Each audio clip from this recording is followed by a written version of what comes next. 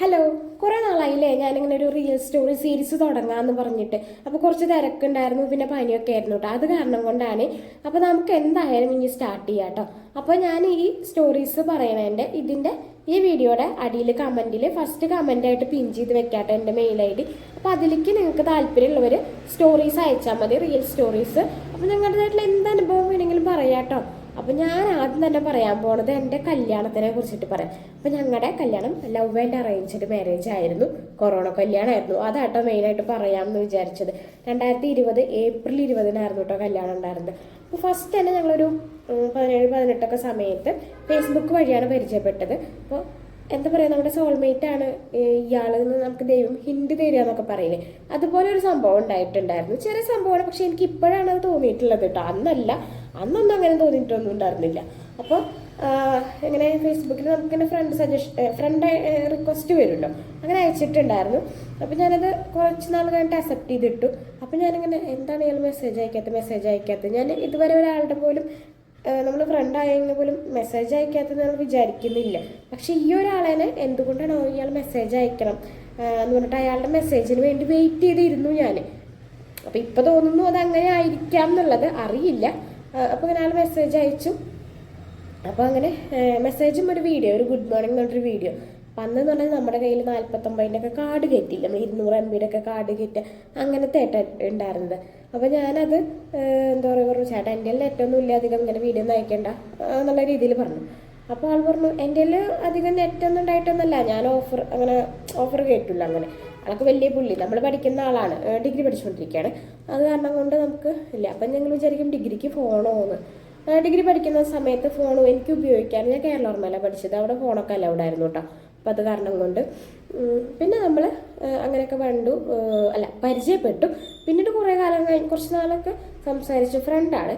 സംസാരിച്ചിട്ട് നമ്മൾ നെല്ലുവായി അമ്പലമില്ലേ, വൈകുണ്ഠ ഏകാദശി, അപ്പോൾ ആ നെല്ലുവായി അമ്പലത്തിൽ വെച്ചിട്ടാട്ടോ നമ്മൾ ആദ്യമായിട്ട് കാണുന്നത്. അപ്പോൾ ഈ നെല്ലുവായി അമ്പലം തിരഞ്ഞെടുക്കാൻ കാരണം എന്താണെന്ന് വെച്ച് കഴിഞ്ഞാൽ, ഇപ്പോൾ എൻ്റെ വീടിൻ്റെയും ഹസ്ബൻഡിൻ്റെ വീടിൻ്റെയൊക്കെ ഇടയിൽ വരുന്ന ഒരു സ്ഥലമാണ് ഈ നെല്ലുവായി അമ്പലം എന്ന് പറയുന്നത് കേട്ടോ. അപ്പം അധികം ദൂരമൊന്നുമില്ല, മാക്സിമം ഒരു 10-12 കിലോമീറ്റർ വ്യത്യാസം ഉണ്ടാവുമായിരിക്കും എന്ന് തോന്നുന്നു. അത്രയൊക്കെ തന്നെ ഉണ്ടായിരിക്കുള്ളൂ. പിന്നെ പറഞ്ഞു പിടിച്ച് വന്നപ്പോൾ എൻ്റെ ഹസ്ബൻഡിൻ്റെ ബന്ധുക്കളുടെ വീട് എൻ്റെ വീടിൻ്റെ അടുത്തുണ്ട്. മെയിനായിട്ട് എൻ്റെ വീട്ടിൽ നിന്നാണ് വെള്ളം കൊണ്ടുപോകുന്ന ആൾക്കാരായിരുന്നു കേട്ടോ. അങ്ങനെ അപ്പോൾ അങ്ങനെ പരിചയപ്പെട്ടു. പിന്നെ നമ്മൾ ഇടയ്ക്കൊക്കെ കാണും, സംസാരിക്കും. അങ്ങനെ 10 മണി വരെ സംസാരിക്കൂ, അല്ലെങ്കിൽ 10 മണി വരെ ചാറ്റ് ചെയ്യുള്ളൂ. നമുക്ക് എൻ്റെ വീട്ടിലെങ്ങനെയാണ് എപ്പോഴും വിളിക്കാനൊന്നും പറ്റില്ല. കാരണം എന്താണെന്ന് വെച്ചാൽ റേഞ്ചില്ല, ഇപ്പോഴും റേഞ്ചില്ല.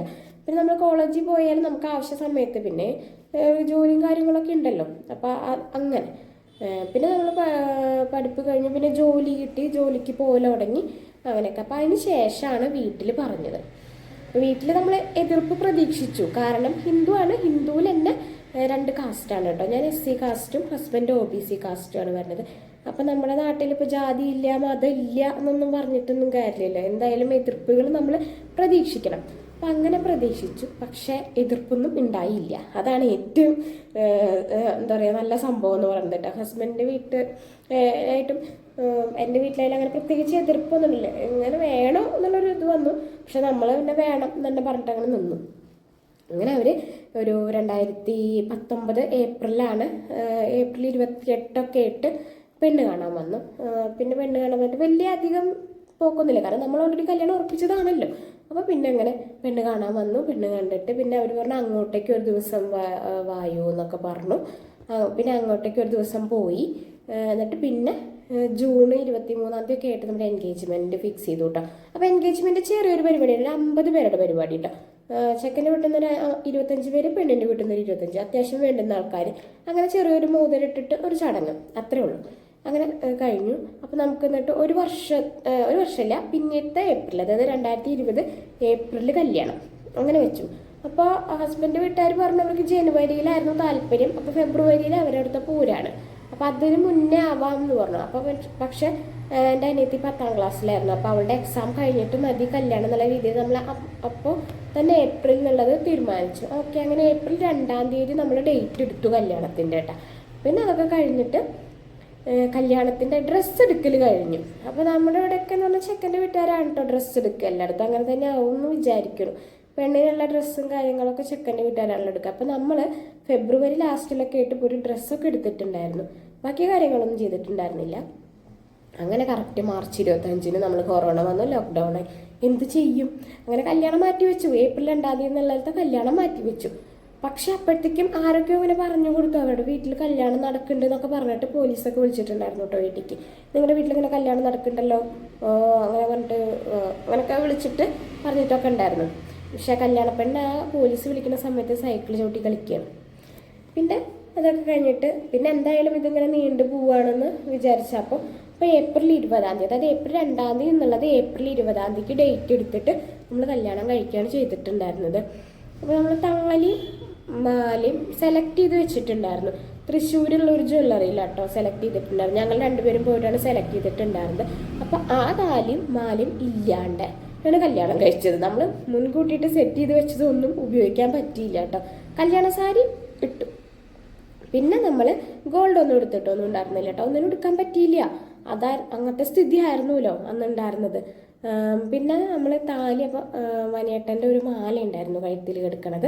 ആ മാലയുടെ മുകളിൽ നമ്മുടെ വീടിൻ്റെ അടുത്തുള്ള ഒരു ചേട്ടൻ ജ്വല്ലറിയിലാണ് വർക്ക് ചെയ്യണം. അപ്പോൾ ആളെ കൊണ്ട് പറഞ്ഞിട്ടൊരു കുഞ്ഞു താലി അവരെ ജ്വല്ലറിയിൽ നിന്ന് എടുപ്പിച്ചിട്ട് ആ താലിയാണ് നമ്മൾ കല്യാണത്തിന് ഇട്ടത്. അപ്പോൾ അമ്പലത്തിൽ വെച്ചിട്ടാണ് താലി കെട്ടിയത്. പക്ഷെ അതിനൊന്നും പറ്റാത്ത കാരണം വീടിൻ്റെ ഉള്ളിൽ ഹാളിൽ വെച്ചിട്ടാണ് താലി കെട്ടിയത് കേട്ടോ. അപ്പോൾ അത് കാരണം ആ സമയത്ത് ഫോട്ടോസും കാര്യങ്ങളും ഒന്നുമില്ല.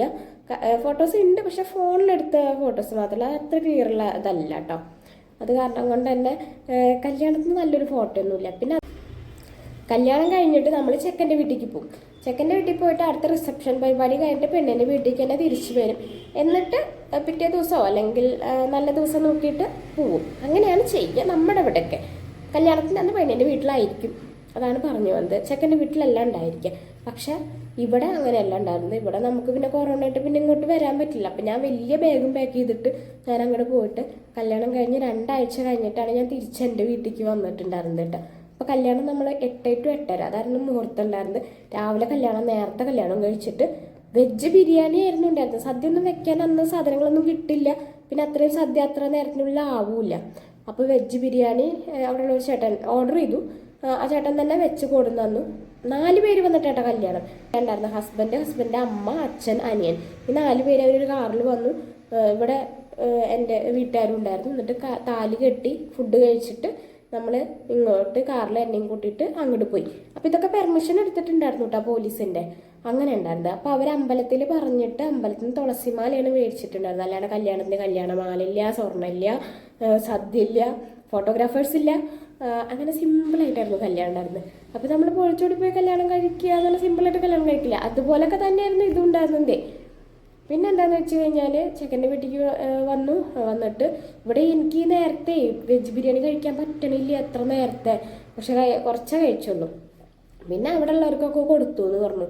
പിന്നെ ഞാൻ 2 ആഴ്ച കഴിഞ്ഞിട്ടാണ് വന്നത്. അപ്പം നമ്മുടെ കല്യാണത്തിന് എൻഗേജ്മെൻറ്റ് ചുരുക്കിയത് കല്യാണം കുറച്ചും കൂടി ഗ്രാൻഡ് ആക്കാമെന്ന് വിചാരിച്ചിട്ടായിരുന്നു. പക്ഷേ അതിനൊന്നും പറ്റിയില്ല. അതാണ് എൻ്റെ കല്യാണം. കൊറോണ കല്യാണമായിരുന്നു കേട്ടോ. ഇപ്പോഴും ആലോചിക്കുമ്പോൾ എന്താ പറയുക, ഒരു കല്യാണത്തിൻ്റെ ഒരു നല്ലൊരു ഫോട്ടോ പോലും ഇല്ല.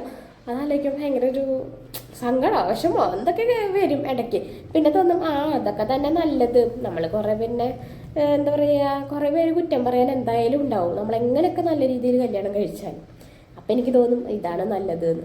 അതാണ് എൻ്റെ സ്റ്റോറി കേട്ടോ കല്യാണത്തിൻ്റെ. അപ്പം നിങ്ങളുടെ റിയൽ സ്റ്റോറി വല്ലതും പറയണമെന്നുണ്ടെങ്കിൽ നിങ്ങൾ ജസ്റ്റ് അടിയിലല്ല നമ്മുടെ മെയിലേക്കൊന്ന് അയച്ചാൽ മതി കേട്ടോ. അപ്പം അത്രയേ ഉള്ളൂ.